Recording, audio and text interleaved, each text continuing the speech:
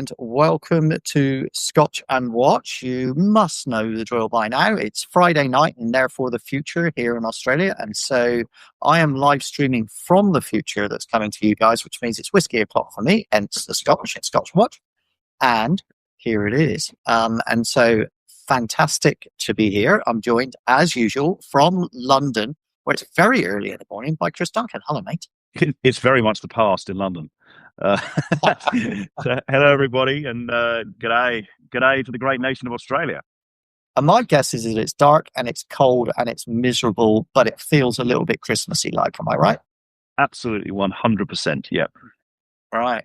We're having quite an exciting time in Sydney at the moment. I can tell you that we're kind of in that shoulder period between the end of a short winter and the start of a very hot summer. So it was 40 degrees earlier this week.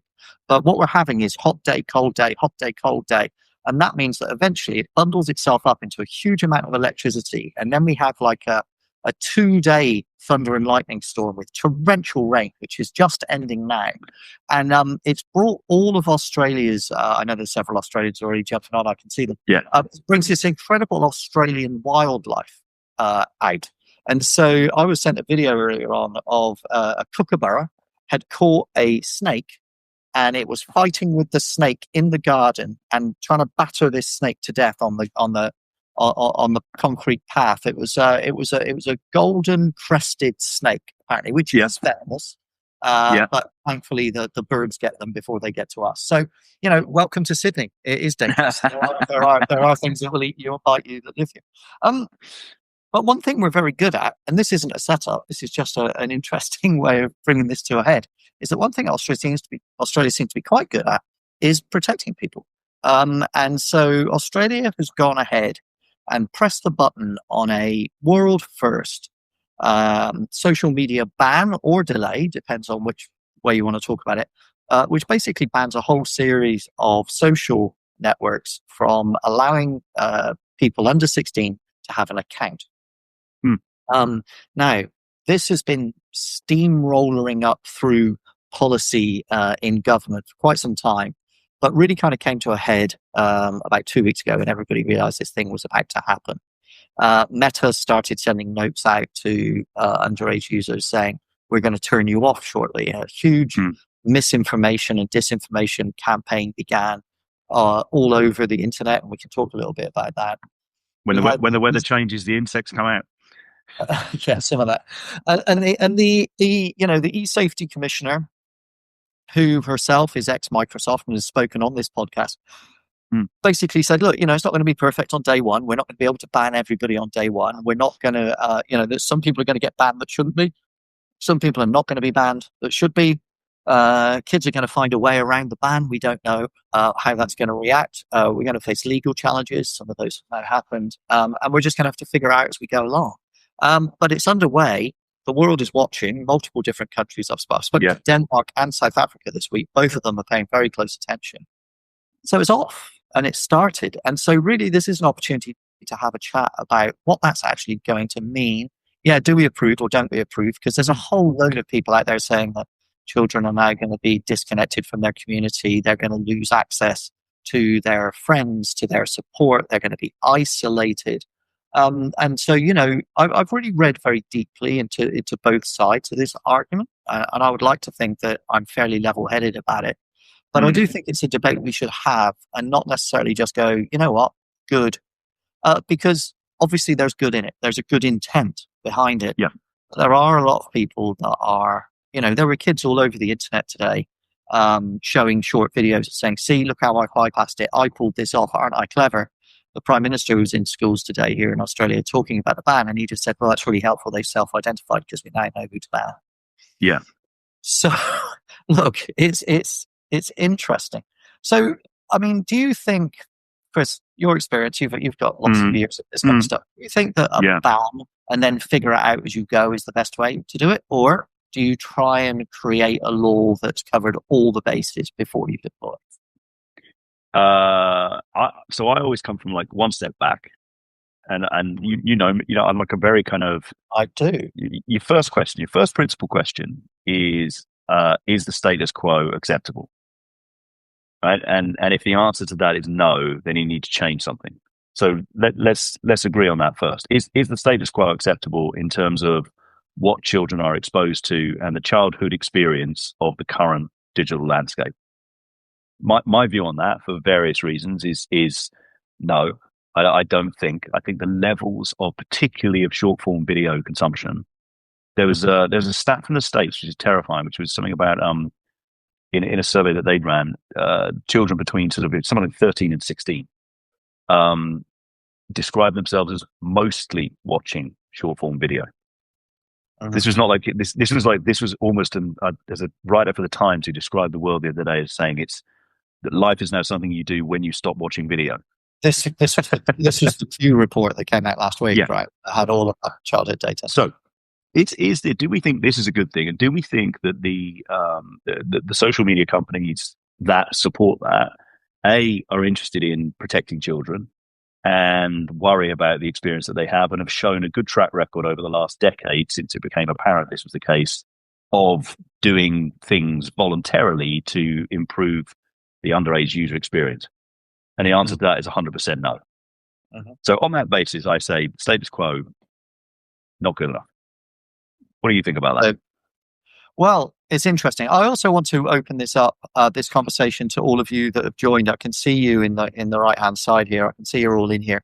This is an open debate, okay? And so no one's going to have the right answer here. We're going to have a collection of Matthew will normally will. Yeah, but one of the things I really care about at the moment is the quality of negotiation and debate that takes place online. There's too much shouting and too much noise and not enough considered debate. And so this is a wide open conversation. So please do join in. No one's going to judge you. We're a friendly, comfortable group of people thinking deeply about this stuff. So please do. Look, so my answer is that, as you know, I spent most of the last 2.5 years, literally looking at Google and its monopoly. And that's been my focus. Anybody that follows the newsletter knows that. And I've read massive amounts of data. It's the way I like to do things. I like to sit down and read tons and tons and tons of data, and then have an opinion, take an opinion, because I think that's probably my job, and then to defend it with the data to say, because of this and because of this, not because it's a guess, but because of this and because of this. And about, I'm going to say 7 or 8 months ago, as the last trial ended with Google, I knew that the whole focus for me was going to shift to Meta, because Meta had an antitrust trial which just ended recently, which they won. Okay, they prevailed in.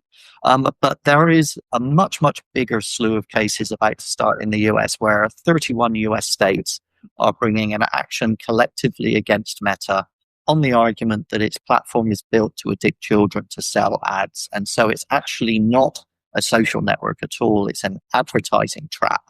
And the most vulnerable in that trap are the children. That's the allegation of those 31 states. But there's a second case as well, which has been brought by 6 US school districts by teachers who claim that they are due damages on the basis of the fact that they have to deal with the fallout of social media in schools, which is distracted kids, depressed kids who are off school because they're upset, or perhaps they're wagging school because they're addicted to something on their social networks. And so they're bringing a case. Now, the most interesting part of that, sorry for this convoluted answer, but to your point, is that there was a massive, and I mean massive, tranche of evidence that was redacted for that case, which was unredacted in the last day or two, which I've been reading through. And it very much supports your point, which is that they knew, or there is well-known harm that is well known and diagnosed within those companies, that those companies either didn't accept was harm and just thought was growth statistics. Snap was very bad at that in the emails that I've been reading, in basically saying, look, we've managed to make these kids aged 11 send a snap to 5 of their friends 5 days in a row. They're the most addicted of all the people of this snap surge thing that we've got going on. So let's push more of that. Let's market it. Shocking. And then you have a look at the stuff that was going on in Meta when it brought in the filters to enable children to change the way they looked. And Sheryl Sandberg, who was then the COO, her emails are in there. And she was basically in meetings saying, I will not allow this to happen. It cannot happen. and yet it still did happen. So you have to ask, who has the power beyond Sheryl Sandberg to make something like that happen when she's the COO?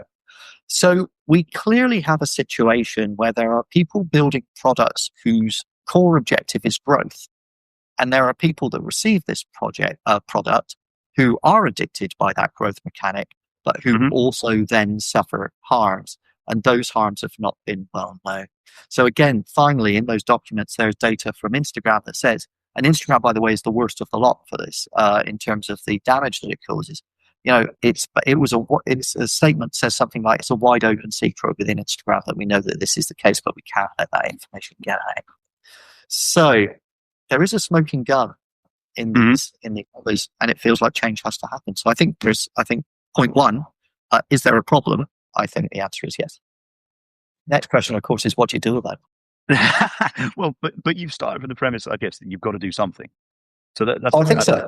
100%. So then there's a lot of evidence as well. There's a fascinating study, which I will get the details slightly mangled probably, but which was about, which kind of speaks to the fact that this is a collective action problem. And a collective action problem is sort of where I probably don't want to do something, but I do it because everyone else does it. And so the challenge is, it's not a problem that can get solved individually. And this is the parents' kind of trap. You hear a lot of parents talk about this, which is, I have to give my kid social media because the other kids have social media. And if I don't give my kid social media, they'll be left out of the group of kids with social media. And so I'm sort of drawn into it. It's a collective problem. So the survey basically looked at, there's an economic way of kind of trying to work out whether you have a collective problem. And that's, you kind of say to people, how much would you pay to use Instagram or TikTok? And then how much would you pay if no one else was using it? And the gap between those two prices is essentially the collective costs, if that makes sense. Yeah. So because it's effectively saying, it's a tax, effectively, the difference between those two costs. And that tax was massive, like $40 or something. And so what it kind of says is that you've got a generation of kids who probably who appreciate the harms and probably know that it's not the best thing for them, but everyone else is doing it. And so they can't kind of stop it. I'm generalizing. Very interesting, actually. I'm digressing slightly. There's a very interesting YouGov study in the UK yesterday, which said, do you believe that children are almost most harmed by social media? Or do you believe that everybody's kind of harmed the same? Or do you believe that there's nobody really harmed by it and it's generally a good thing? And the numbers were like 45% of people, 43% of people said kids are probably disproportionately harmed. But 42% of people said, let's face it, we're all harmed by it. And about 2% of people said it's a good thing. So this kind of people, right, this well-known humans herd mentality, right? And if someone else has got it, you've got to have it. I find it very interesting that still here, even the local schools here where I am are still using Insta for all their communications back to the parents, even though they know that there's they've got a social media ban for the kids. Using it for communications to the parents. So it kind of goes to your point about the fact that there's kind of a dissonance between what everybody accepts as a real problem and people's willingness to change, which I suppose goes to the heart of the addiction argument. And we used to have a situation where lots of people were addicted to cigarettes, right? But we eventually found a way to solve that by doing the hard thing, which is passing a law and just saying, it's just a hard no. All right. And so it feels like we're in that kind of same sort of space. And I think that, we've had the e-safety commissioner on this pod. She's very much of the view that it's just like, look, I don't know the answer to how this is going to go. And I know that a whole load of people are going to be troubled by this. And then we're not going to get it right on day one. And, everyone's going to try and flag the ban. And a whole load of people are going to come up with a million different reasons why we shouldn't do it. But the one reason we should do it is that we know that children are being harmed, to your point. It's a foundational thing. So I think that my personal opinion, and I've spent, for all of you that follow me and see me on LinkedIn, I'm not on any of the other social media platforms for exactly the reason Chris just described.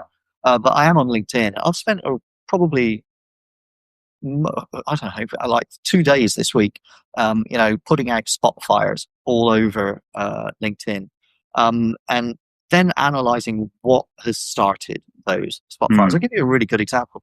A policeman who used to work in child safety had posted something on LinkedIn, and he'd linked to another article that someone else had written. He said, look, bravo to you, this is exactly what you need. And then I went and read the other piece, and the other piece was written by a charity. I won't name it because I don't want to shame them here. That it was written by a charity that, or it wasn't a charity, actually, it's a commercial organization, but basically is focused on dealing with bullying in schools. And it basically said, this social media ban is bad for kids because it will drive kids underground. It will drive them to use the dark web. All the narratives that you've heard many, many, many times. But when you go and investigate that group is funded by Meta, right? And so if you're a school and you've called that group in to come in and teach children in the school about responsible social usage, the documents actually say that it is funded by Meta, right? And so a lot of those spot fires are created by people with personal self-interest. I'm not going to say, because I don't have definitive proof, but it looks awfully like greenwashing, or kind of reputation washing, or whatever you want to call it. And somewhere there seems to have the tech companies, or at least the social media companies, have their fingers in the pie somewhere. And so I basically spent a week going, before you agree with that, did you know? And when people saying, somebody said today, we're not going to be able to do this, and this, and I was just like, that's not true. Okay, you are going to be able to do that. You are going to be able to do that. And so I've kind of become, I feel like a firefighter, actually. I'm just kind of trying to put these spot fires out before they grow. But the amount of defense and the amount of misinformation and the amount of what appears to be either engineered or amplified gossip and fury feels very odd. It doesn't feel natural. No, well, it won't be. I mean, it's talking points at scale, isn't it? It's summed. Yeah. But then, so that comes back to second question. It's a collective problem, right? So therefore, you need a collective solution. And a collective solution probably means you have to say to everybody that you want to protect your bar. So then you've got to draw a couple of lines. You say, I'm going to draw the line at 16. Now, you could have been 18. Could have been, if you think about alcohol laws, it's 18 in most of the world, it's 21 in the States. There's no real reason for that. It's just how it is. So it could have been any age. They just pick an age. Films, you get a 16, or or whatever, 18 and PG and all that kind of stuff. So they could have done whatever, but they pick 16. So they have to pick an arbitrary point at which it cuts off. They also know that if you're going to put in an arbitrary ban at a specific age, then on the day that you do it, there are twins who are there's somewhere in Australia, there's a pair of twins who are either side of that ban, right? Because there always is. That's how the that's how the news works. Someone somewhere will be interviewing two twins in, Darwin somewhere who are like, yeah, I'd be thrilled if I had that story. Yeah. You'd love that story, wouldn't you? My brother can't get on it, but I can. It's a fucking just great. No, don't do the Australian accent. Well, half of the people on this call are Australian. They're deeply offended. They're more offended by your attempt at an accent than they are by anything you've said about the social ban, and they're pretty upset about that. I apologise to Australia. I take that back. So anyway, so you have to pick a point somewhere. I don't know what you think about that. I mean, 16 is kind of good as any. All right, so here you go. This is my read of that. I don't know this is the case, but it stood out a mile for me in my research this week. Is that 16 is the number that the tech companies talk about. So when they analyze their growth metrics, okay, they measure down, in all the documents I've just been reading, they measure down to age 12. Yep. So there are some 11, there are some mentions of 11s, but generally they talk about 12 to 16. And then they talk about 15 to 17. And then they talk about, kind of, and on from there. So if you were to pick a number, you have to pick a number somewhere, right? And to your point. And so the tech companies clearly use that as a particular demographic, which kind of makes it a little bit easier, doesn't it? Because if you're the, I'm being distracted here by my point, but if you're the e-safety commissioner and you know that they're measuring people aged 12 to 16, that means they know who the 12 to 16s are to ban, right? And so the tech company's response immediately to the 16-year-old cutoff point was, well, why have you arbitrarily picked that? That's made it really, really hard for us because, 18 is a number we understand, 21 is a number we understand, 16. I mean, why didn't you just choose 15 in 4 months, just to make it harder for us? And so they have obviously, gone to the playbook and looked for page 16C and gone, oh, use this one, right? e-safety commissioner is just not having it. Your technology is more than capable of figuring out who's 16, and so I'm expecting you to deal with it. And it's not our responsibility as the government. We've decided at 16, we own the law. So we choose the law. We've made a law. The law is that. It's now your responsibility. It's not ours. It's yours. You are liable. And so that goes to your parent point as well. So, you know, as you said, peer pressure on parents. Every parent I know is talking about this all the time. The kids aren't so much, but the parents definitely are. And they are feeling a little bit like they're the ones I know. I know a lot of responsible parents. They're basically saying, well, this kind of gets us a little bit out of high dudgeon. This gives us an opportunity to say no when we might have previously been too soft to say no. So now we get a chance to say yes. And what the e-safety commissioner has done that's almost unique, very much unique in this space, is to say this isn't about teaching parents or teaching kids social behavior or helping kids understand the dangers of their data being taken or investing a huge amount of money in the curriculum to teach kids how to be more responsible in their social media usage. That shouldn't be on the taxpayer or on the parent. It should be on the tech company, because it's a tech company that's writing $164.5 billion in advertising every year from exactly this data harvesting. And so it's up to you, Meta. I'm sorry you're not happy at 16. I really am genuinely sorry about that. But the deal is, it is 16 and it's on you. I also think there's slight kind of pre-calculation in that if you think about they knew when they were doing it, there was going to be a huge communications campaign from the affected platforms. And it's not just Meta, there's a load of affected platforms. Yeah, there are. And there was going to be a huge pushback. And I think one of the reasons, I think this is part of the reason that the Online Safety Act has come in to protect children in the UK. COSA is being discussed in the States, and you've got Australia kind of leading the way with the social media ban, is because it's the one area where it's very difficult for the social media companies to genuinely just say, no, we believe 11-year-olds should be able to watch, this kind of video. And so by drawing the line, I think, at 16, if you'd drawn it at 18, you'd have had a lot of things about, God Christ, the things that people can drive at 17 and they can't use social media. People can do all these there's an accumulation of rights that goes through adulthood. 16 is a line that it's very hard to argue they're not kids, at that age. They are trying. I mean, honestly, I've read reams and reams. I'm sure everybody that's on this call has read reams and reams of coverage this week about the benefits that this represents. So the ability for perhaps children that are on that are perhaps marginalized in some way, whether that's geographically or maybe it's socially or maybe it's sexually, whatever it might be, or how they identify. These marginalized children find safety in being able to have semi-anonymous communications, in what they would view as a safe space. Given the amount of hate speech that is flying around people from marginalized communities, I think that's a pretty long boat. But they are trying that argument and making the case. I can see the case that if you're the only 13-year-old child in a town in the middle of nowhere in the outback and you want to have a chat with people who are like you elsewhere in the world and stay connected, I can see the need for that. But messaging is not banned on this. So this is a tit for tat, claim and counterclaim, data followed by riposte. It's a court case being played out amongst 28 million people. Yeah. And it's really interesting to have a front row seat to it, because this is the first time I've really seen, without any real obfuscation or disguise, the big tech playbook being played out. I could probably write down for you 8 things that are going to happen next week, today, based on what I've already seen. But, I think we just have to stay strong. We have to remain evidence-based. For the record, I'm an absolute fan of this. I want it to happen. I've got a child who's about to turn 15, who's right in the epicenter of this. And I've got 2 children who are young.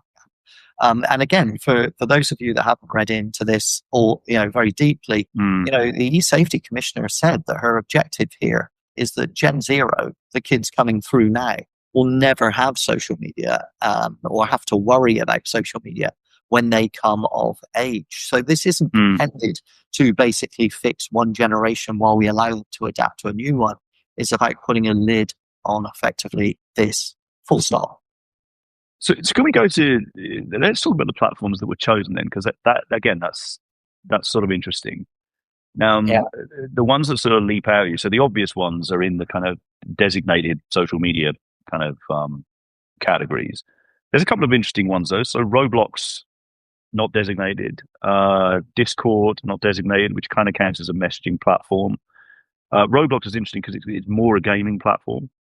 Massive messaging and chat platform now, and Yeah. rife with problems. There have been a lot of investigations exposing huge amounts of sexual predatory behavior in Roblox. Pinterest, not Yeah, designated. no photo sharing. Which sort of is, sort of isn't. But it's not necessarily a social media app. I'm just sort of interested. What are the other ones that were kind of on the edge, on the line? Do you think? Well, the two that are really on the line, and that are both, well, one of them's suing already, and the other one is, I would imagine, working on it over the weekend, is that YouTube wasn't in initially, and then was in at the last minute. Right. So YouTube's, we'll have to talk about YouTube separately. The other one was Reddit. So Reddit is in, and Reddit has sued today. I've Yeah, just got saw that. papers Yeah. actually in my Yeah. inbox. I'm just reading through the court papers now. And it makes the case, and it's a really compelling case. It basically says, look, we're a platform for discourse about all kinds of things. One of which, of course, is politics. So you can see that they're trying to go for the trigger point. This is where kids learn about politics. So how are they going to know who to vote for? Is this maybe politically motivated? That what Yeah. they're trying to do is to shut down discourse about politics. Is the what they're kind of insinuating, if you like. Yeah. Right. So you can see that they're trying to trigger political. The White House. Yeah. Yeah. And well, not the White House necessarily, but certainly Australian politicians, that might be in marginal seats. They want them to walk upstairs and have a chat with their boss and go, "Hey, look, I'm really worried. Maybe we need to get Reddit out." But you see, where I think Reddit comes a little bit well, not a little bit unstuck. I think it becomes very unstuck. Is that it has a community moderation platform, which itself admits that it can't keep up with the amount of content that flies through it. And there's a lot of content on Reddit that you would never dream of wanting a kid to see. But where this policy of Reddit and YouTube has a challenge is not the one that they're raising in court, but is the one that I think is the one that should be talked about most, is that you are allowed to use those platforms if you're not logged in. So in the scenario that you are a 16-year-old logged into Reddit, then technically it's easier for you to police the content that that person gets if they're logged in. But the ban says it's logging in that you're not allowed to do. So technically they're exposed, if they continue to use Reddit, they're exposed to a much larger amount of content. And it's the same with YouTube. So with YouTube, if you're logged in, then it can, again, the tech cap platform will tell you it has no idea that they're under 16, but and they say in the same breath, if they're logged in, I know they're under 16, and therefore I can protect them from harmful content. So it's either one or the other. Yeah. But this is what's so fascinating about this. It's like a seesaw.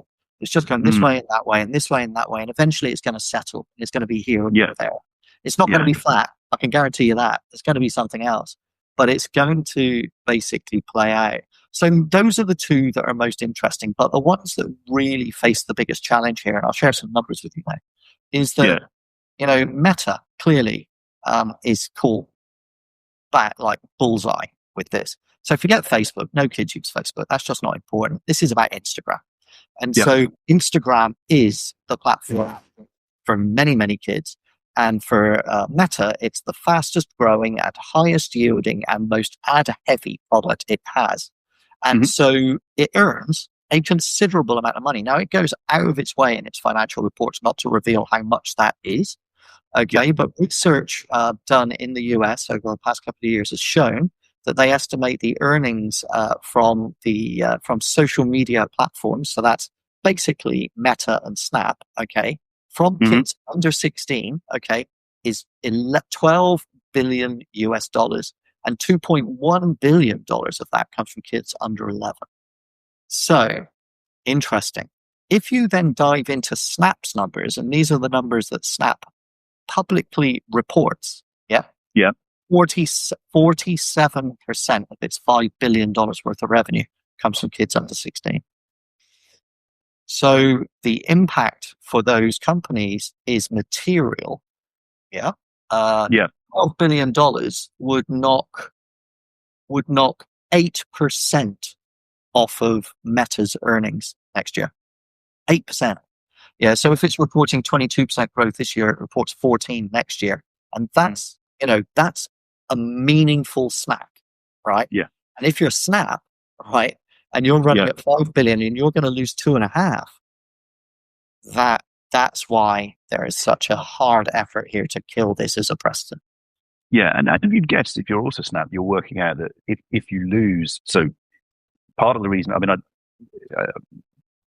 my kids, I've got 16, 18-year-old, 116, 118. Snap is their kind of default messaging platform. And it's become that during them growing up. And so we should expect that if Snap's banned and Discord's available and, other chat services are available, those will become the habitual place. And cohorts tend to stick with the habits that they have.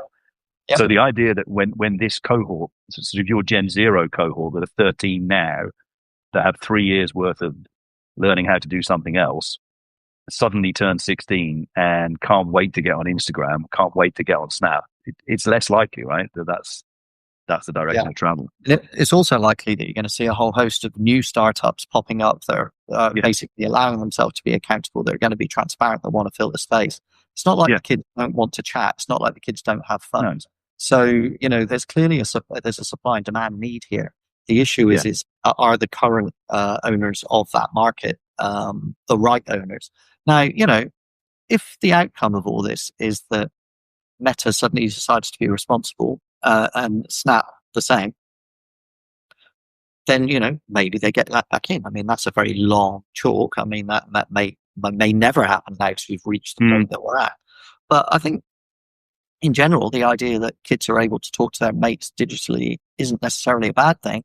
It's about what they're exposed to. Yeah, that community is the challenge, and so it's just such. Look, you're right at the very beginning of this. You start with the premise that are the kids being hurt by this today? Yes. Do we want that to continue? No. So let's stop it and then decide what we build. Right? Yeah. House is on fire. We can't put the fire out. Let's let the house fall and we'll build a new one. Right? And you're flipping to your point about, I understand the argument about marginalized kids. I understand it, and I'm sympathetic to the kids involved. But what you're essentially doing at the moment, you're saying 97%. I'm making that number up, but 97% of children are exposed to harm and a childhood that most parents would not want them to have. And 3% of the population gets a benefit because they're in some form of marginalized community. Now, what you're doing here is you're flipping this the other way around and saying, okay, well, we think we've done something that will help protect the 97%. Now the problem is for the 3%. And to me, as a kind of, if you're a purist social utilitarian, you just, the numbers say, well, that's a better outcome for society. And you can then focus on how you help marginalized communities. And it's a much smaller number. I think it's personally, and this is a very personal opinion, I think it's an astonishing position. If you think about, if you're Joel Kaplan and you're sat in kind of Meta writing the corporate comms briefs, you're saying at the one hand in the US, we're getting rid of all moderation. We're essentially saying all of the reversal of those policies, and at the same time, you're making the argument 10,000 miles south that the thing you stand for most of all is the protection of marginalized communities. I think that normally would be an impossible position to hold. I had a really interesting chat with a lawyer around the Google antitrust trials, and I said to him, "Why did they bring 3 trials? Why didn't they just bring 1?" He said, "The beautiful thing about bringing 3 trials is that they've got 3 sets of lawyers working on 3 different defenses for 3 different things, which basically means they're fighting 3 accusations in 3 different rooms. And it's very difficult to communicate, all of those lawyers to communicate with each other. And eventually one of them's going to say something that someone in the other room makes a mistake on or mishears or says something else. And then you've suddenly got wide holes to drive through. And we saw that happen again and again and again. And so here's the thing. You just said that it's 17,000 Ks from here to you. And so, Australia's doing the work to try and protect what, America's saying isn't an issue. But here's the thing: you don't have to go that far. You only need to go as far as Kenya or as far as the Congo, and there are warehouses full of people moderating Facebook content and Instagram content. And so this argument from Meta that we don't moderate because we're trying to stay under 230 is a blatant lie. And the reason that they moderate in those places in Kenya and in the Congo is because, A, they don't want to do it in America because it would expose the lie, and no one's really going to pay any attention to Kenya. Like, for heaven's sake, I was born in Kenya, so it means a lot to me. But, that's one thing. But the second thing is they have to moderate a certain amount of content or they can't sell advertising. And so when you get to the point when you realize that moderation is actually about securing your advertising revenue, it's not about protecting your people, then your arguments start to just look so thin because you've got a profit motive for throwing kids under the bus. And that stinks. And so for what it's worth, this is where I think that we're 1 minute past midnight on day one of this.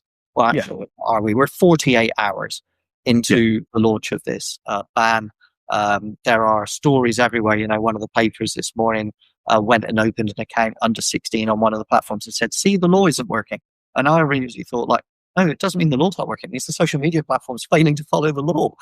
Yeah. Which bit didn't you understand? My goodness. And then they're on the phone to the e-safety commissioner going, hey, we haven't managed to block this one. And they're like, that's not our job. It's not our job. No. Yeah. No. You don't sue Ford because someone didn't put their seatbelt on, right? It's ridiculous. So anyway, I've seen. Yeah, go on. So. Well, I was just going to say, but that is part of the beauty of what they've done, right? Is that the burden of proof is now with the platform, and it's an easy answer, isn't it? Don't talk to me. Talk to them. Yeah. Have you tried to and we've set the law. This is not now voluntary code of conduct. And they can't kind of say that because I think one of the interesting things, if you look at, I said we've been talking about this for ever since it was obvious that there were harms, and a lot of the communication around this from all of the platforms has been to point to it's a very small percentage brackets, but also a very high number. Yeah. And we stopped X percent of this, which is a big number as well. So it's a bit like it used to be that if that was seen to be kept to a small percentage number, they were probably doing a decent job. Now, every time you find one case where it's not working, that's on them to fix. So you've just changed the burden of proof, and that's pretty big. I wonder, what's your view on there is another kind of sort of cohort of people who will say, look, I understand all of this, but this is like the first step in a much bigger war, and that war is the war against anonymity. And this is, the need to the lack of the ability to be anonymous online is a thin end of the wedge, and governments will use this to control us all. And so we reject this almost from a civil libertarian point of view. What's your feeling on that argument? Yeah, look, I'll just be very honest. If I have to be ruled by the government or I have to be ruled by Mark Zuckerberg, I'm pretty much going to choose the government. And so, I'm able to elect my politicians. I'm not able to elect Zuckerberg. I can show civil disobedience and disquiet against my politicians. I don't even know if there is a telephone number for Meta. So who do I shout at? Look, it just doesn't work. And, if we want to give corporations the power that's greater than nation states or governments, then, let's give them bullets and guns as well and see what happens. Look, I just don't think the argument carries. And look, the internet was a beautiful experiment to go and argue that we could create a world where we had effectively a digital democracy, where everybody could share their information and we could have this kind of utopian future where everyone had a pen and a voice and we could all have a chat together. But as I said, I think on our very, very first podcast, you and I basically said that's the internet we signed up for, but it's not the internet we've got. These people are the gatekeepers to everything we do. So if we want to go to the internet, 91% of all the people in the world that go to the internet use Google, and more than 9% of those that are left use social. And so you are not getting to the internet without passing through a self-appointed government and a self-appointed censor. And so this argument that we have freedom of speech and everybody has a voice, if that was true, when I posted when I put a post on LinkedIn targeting my 18,000 subscribers, I should get 18,000 places it will appear, but it doesn't. It only appears in 2 or 3,000. I have to pay for it. So this is a nonsense, and it's a lie, and it's a smokescreen. And I think we all know it. So the internet that we have isn't the internet we were promised. It's an internet that's run by 2 or 3 or 4 or 5 corporations. And the problem is that they are now more interested in making money than they are in supporting the open web, proven by the fact that Google now has AI overviews, which keeps content on its own and operated sites and doesn't even send you to the open web. And it keeps 92 cents on every dollar of advertising on the internet and only allows 8% of it to go to the rest of the web. So I think if you're going to sit down and you're going to have that debate, it's going to be a pretty fucking short one if I'm in it. Yeah. I'd like to just give a shout out, by the way, to the kookaburras giving us a live translation this morning. You've got some lovely bird noise in your background. Oh, yeah. If it's too noisy, I can close the window. That's quite nice. I'm probably killing another snake. Yeah. I think on that argument too, there's a slightly strange bit, which is you're sort of saying, on the one hand, I can't do this digital ID. I can't do the identification for age verification because it identifies me as an individual. But the reason I'm doing that is to log into a pervasive digital ID that follows me everywhere I go on the web.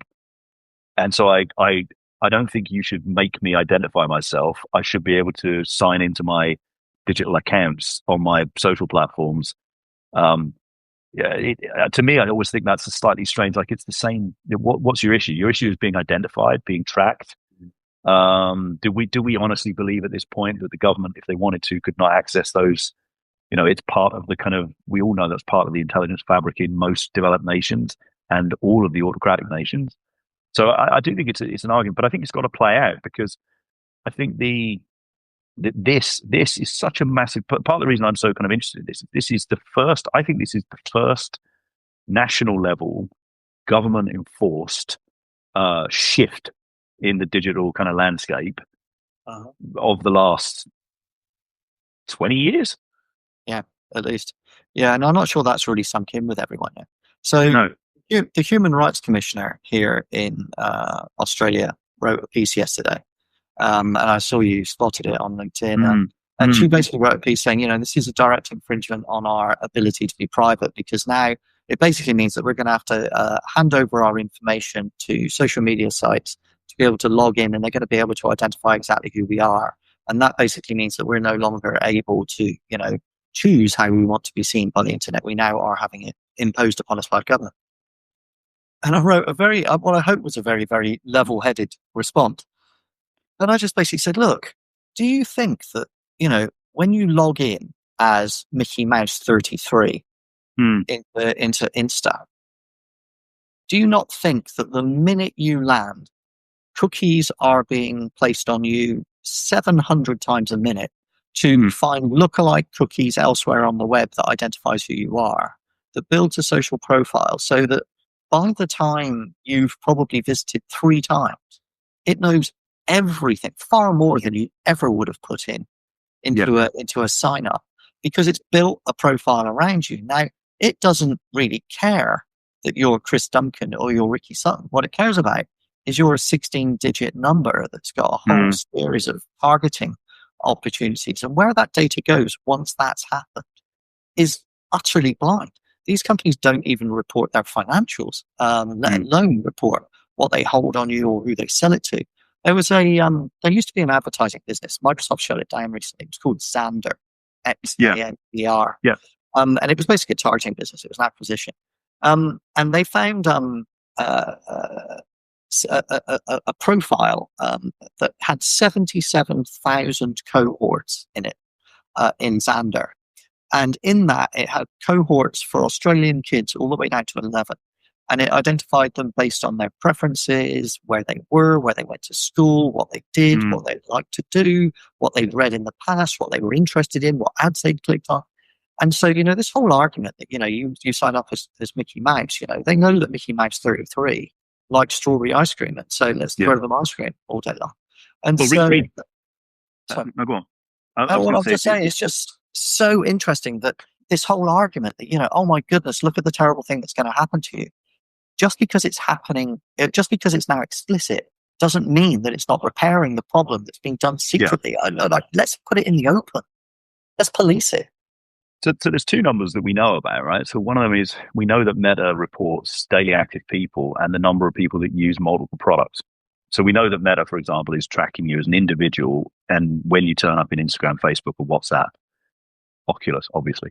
When you turn up in any of those places. Now you might, so there's a tracking there. We know that Google, when they did the experiment of closing down the European news operations, could measure to the euro the amount of money that each individual made in their advertising profile.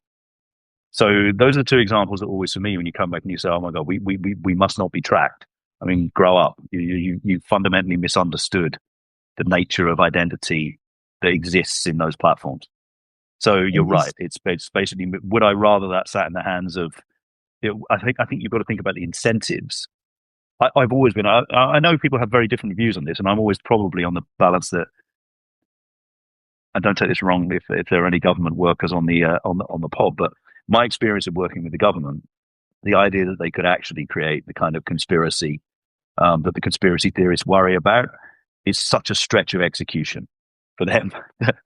I don't worry about it too much, but I know people have different kind of takes on that. So here's the interesting thing. I was called this week and asked to write an article for MI3, which is an Australian marketing and advertising publisher. And it likes to get into the weeds about, how marketing and advertising works. And they said to me, Ricky, what we'd like you to write about is not about the child safety ban or the child social ban per se. What we'd like you to do is to write about what you think it means for marketers. Do you think that, given that this is something everybody on this call, please remember this number. Okay. So 97.2% of Meta's earnings is advertising. All right. So it has 97.2% of $164.5 billion US dollars of reasons, okay, to not want this to happen. So let's be clear about that. And they said, Ricky, do you think this is a moment that marketers should stop and say, is it the right thing for me to do to just keep sending 80 cents of my ad spend from my clients directly to social media? Does it look good for Kellogg's to be advertising on social media if the Australian government is saying that their children shouldn't be on this site? Okay. Is this really where I want my ad dollars to be? And I thought about it really long and hard before I wrote the piece. And then I thought, that's not for me to decide. That sounds like opinion.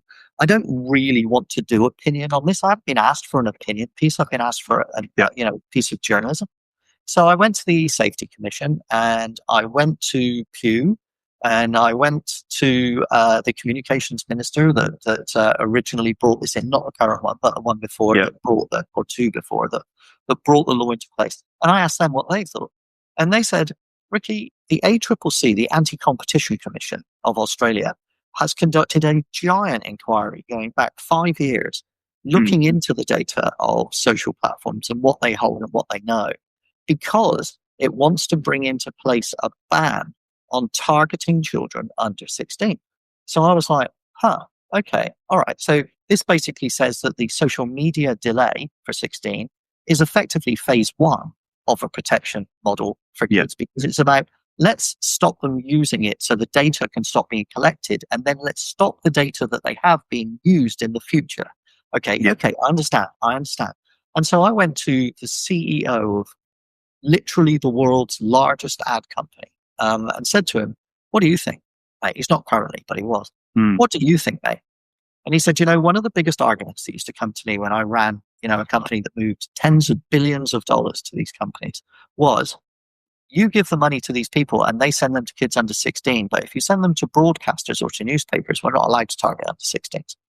So what you're doing here is it's an unlevel playing field. This is a different state of play. And when these companies become dominant, and they are allowed to flag the rules that are the law of the land, but we're not, and we're the ones trying to stay alive, you've created a market imbalance that means that the bad players win and the good players lose.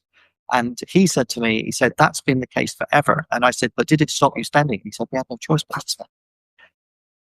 That is the problem. So I think the important thing to recognize is that while this ban is phase one and it's going to try and protect children from harmful content and start the process of diminishing this direct link between social media platforms being able to gather data to sell advertising, because it's all about advertising. Yeah.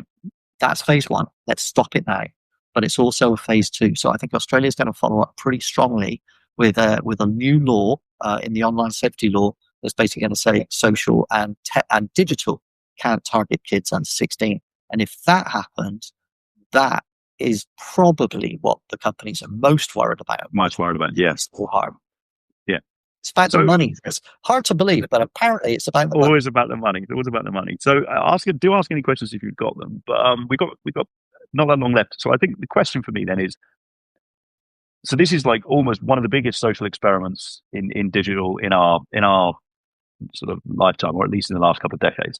So with that kind of experiment, you're going to have a bunch of data coming out of it, and that is going to say, in what would you say, 3 months, 6 months time, probably 3 or 6 months, you're going to be able to say, did this work? So the other question then is, what would that look like if it said, A, this worked? And what would it look like if it said, B, this was a disaster? Great question. So I asked that question of the safety commissioner when we spoke. The first thing she said was that, but before Christmas, I will be requiring all the platforms to tell me how many accounts they've closed. Yeah. I really like that. That basically says, hey, let's not do it for a year, see what happens, because who knows what's going to happen in a year? Probably got another election by then, like everything. Yeah. No, it's like before Christmas, I'm going to want to know how many they've removed. So I think that's the first test, because if you find that here's what's going to happen in that first, like, was it 10 days, right? It's going to be, right? And this is what I love about maths. I love maths. It goes like this, right? How many accounts did you remove? 20,000. Well, you are flouting the law, we're going to prosecute you. How many? So in which case, it's you're not doing the job that we want you to do, and we're going to prosecute you for that. It's a $50 million fine. Boom, let's move. Number one. Second one, we've moved 250,000 accounts. Oh, so you do know who the kids are. They lose. Yeah. There's no win. And I love that. I love that 100% jeopardy model that says it's your responsibility. And if it's not enough, you lose. And if it is a lot, you lose. Love that. The DOJ pulled that stunt 100 times in the Google trial. I thought it's absolutely brilliant. So I love that. So I think the first measure is which one of those wins. Okay. Yep. Now, let's say that they've only removed 20,000 accounts. I think that it won't be an immediate firing squad. I think, they will give them probably through Christmas. There'll be an argument about people having to go on leave, and, people are depressed and stressed at the end of the year and they need time off. There'll be all that. So that kills December, that kills January. But by February, you're going to have a number. And at that point, the government's going to have to decide whether to sue or not, if the number is not appropriate. So, and who knows what that number is? Completely subjective, right? Which is even more frightening for the tech companies, because they don't know how to fight something that's opinion, right? Yeah. So what is it going to be?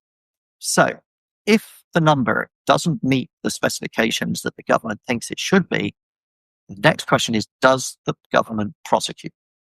If the government prosecutes it, it means it, right? Yeah. So if there's a $50 million fine, it doesn't matter that it's $50 million. I mean, Meta earns that every 90 seconds. So it doesn't matter about how much the fine is. It's symbolic. It says, you have failed, we are after you, and we're going for it. So that's the first thing. So I think that's the first measure of success or not, is just how strong is the backbone of the government, and just how is the tech media or the social media companies going to decide to hang themselves. It's one or the other, right? Yeah. So I think that's the first test. What then becomes the test? Look, how do you measure something that's impossible to measure? Are we going to suddenly see more kids playing football in the street? Well, you can't measure that. There's no way to measure that. Are we going to see, less usage and consumption of, content on Meta? Well, Meta reports its own numbers and it's never going to admit that. So there's no way you're going to see it coming out of Meta. You're going to hear other arguments coming out of Meta that, X number of children have suffered from depression, and this research project we funded with this social, this well-doing good group over here is saying this. We just have to accept that that's going to happen. But it just comes back to your first principle, which is, even if I can't measure the benefit, there is clearly a benefit, because right now what we have is unacceptable. And so I can't tell you how many people would have died this year if we didn't have seatbelts, but I know it's a lot less. It's a lot less than having seatbelts, right? Yeah. And so I just think that eventually you just have to accept common sense is a real thing and just say, Yeah. you know what, we're just doing it for the betterment of the world. I don't know. Have you got a better way to measure it? I don't really know how to No, do it. I probably agree with you that I think that they're hard things to measure, but there will be a bunch of things that will come out. You'll see displacement of the activity. You'll see, leisure kind of facilities getting used. You'll see the movement to other platforms. You'll see a rise in, Discord. So there'll be effects, and then there'll be second order effects, which will be you're also one of the funny second order effects is you're radicalizing a whole cohort of 14 to 16-year-olds who are going to spend Christmas telling their parents to get off their phones. Yeah, And well, that's going to that have an might be a impact good as thing well. too. Yeah. That might be a good So, thing so too. no, I The two largest, downloads on, or three largest downloads on Apple today were two alternative social media platforms and a VPN platform. So the kids are clearly trying to get around this. And somebody around me today kind of like, aha, Ricky, look, haha. I said, are you joking? If I was 14, I'd be doing exactly the same thing. Like, yeah, what did you expect them to do? Right? Of yeah, course they're doing that, right? And like, great. Like, that's fine. I don't mind them trying to get around it, but trying to get around it because we're trying to help them, right? In the same way yeah, as you say to them, please don't drink yeah, alcohol until you're 18. They're definitely yeah, yeah, not they're yeah. 18, right? And so look, there are no definitives here. I think But as a parent, you'd say if there's friction and it's actually quite hard, at least they're using their brains. yeah, It's yeah. that's Well, part of the job. yeah, Listen, yeah. that's been amazing. So in summary, I think you and I probably coming all the way down that it's well done Australia, well done to the safety commissioners, well done to the nation for kind of taking it and being first. I can't wait to see the results that come out of it and how it kind of develops. But somebody has to go first, and yeah, we appreciate that You do. enormously. Yeah, and I know you need to run. So there are two tests, right? The first Mm, one is how many people are being switched off? Three tests. Number one, yeah, how many people are being switched off? Number two, does the government have the aggression and the determination to prosecute if it's not happy with the outcomes? And what happens when this period of government ends and the next government comes in? Those are the yeah, three tests. yeah. Love it. Right. Thank you very much. Thank you all. Important time. Thanks, everybody. Thanks for joining in, and we will see you next time. Bye.